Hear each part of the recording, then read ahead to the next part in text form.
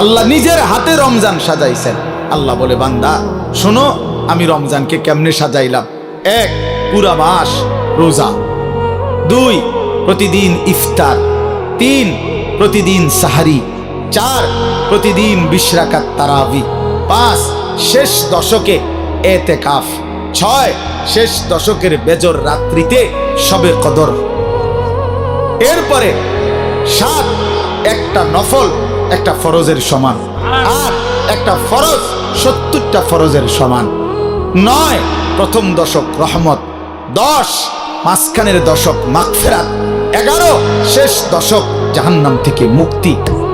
আল্লাহ বলেন, জান্নাতের দরজা খুলে দিলাম, জাহান্নামের দরজা বন্ধ করে দিলাম, সমস্ত শয়তানগুলোকে শেকলে বন্দী করে দিলাম, চারিদিক দিয়া গোলাইয়া সব গুছাইয়া বান্দা রাস্তা কেবল একটাই খোলা, দরজা কেবল একটাই খোলা।